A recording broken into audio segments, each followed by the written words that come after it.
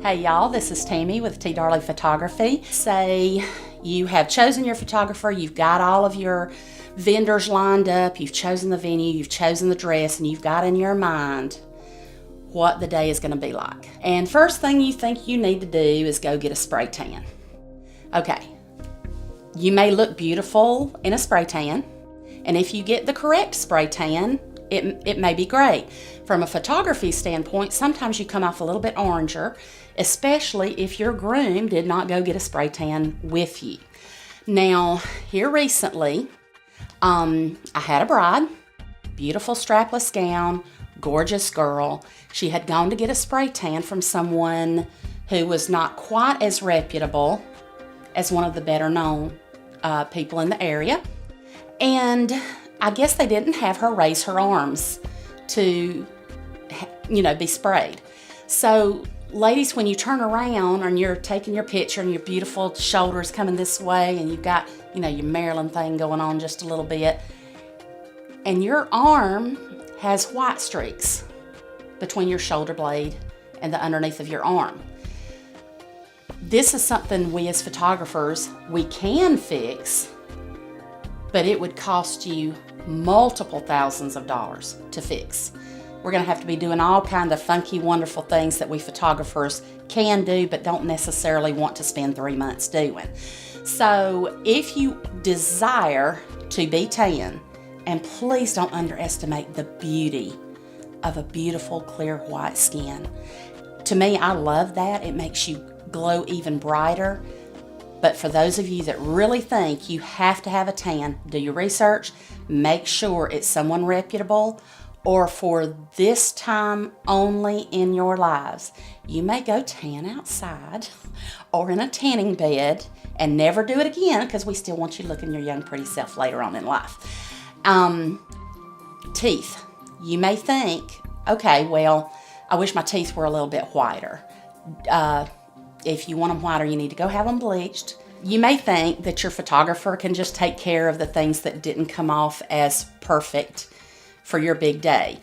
But you want to be as perfect as possible. Your videographer is going to be taking all day long, and they're going to be catching the exact same things, like if your teeth are a little dingier, or you've got, the stripes, or even if you've got like bikini stripes. I've had brides in the past say, oh, by the way, I've got tan lines. Can you fix it?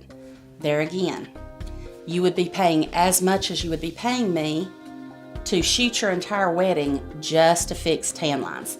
So take care of that. Make sure you are your absolute most beautiful self, and don't depend on a paint job later. Your hair, your makeup, the people you choose for that big day.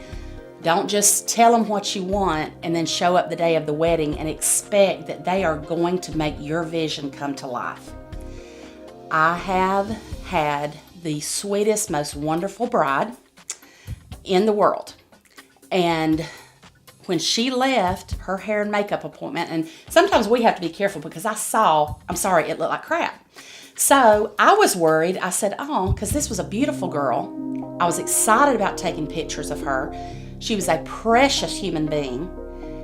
And when we left the hair and makeup place, I drive over, and then when we go into where she's supposed to be getting her dress on, I find a bride that has squalled for 30 minutes. Oh, for you not in the South, squalled, that means crying really, really hard.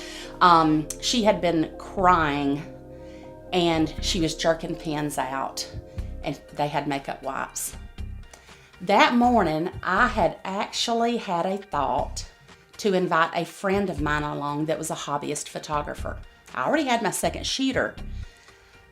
And this is a true story, I decided, I'm going to just see what my friend Brianna's doing today and have her come along. Brianna's a hair and makeup person, so we were blessed in the fact that I happen to have been inspired, I guess, to bring and to ask her to come along.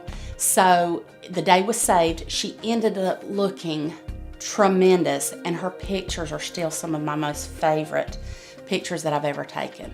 So think about things like that. It's not necessarily if you've gone to someone that's cut your hair all of your life, but doesn't necessarily do updos, you're just gonna have to be honest with them and say, hey, we've got someone that is more used to wedding hair.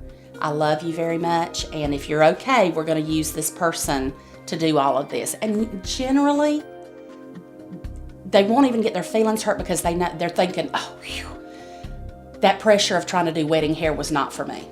And you've probably just made their day. If not, and they are upset, believe me, your kindness and your love for them will smooth that over after a little while. It's your day. You need to be the best that you can be. Find me on Instagram. You can find me on Facebook, tdarleyphotography.com. I would be really glad to talk to you, and I hope one day maybe we'll get to meet.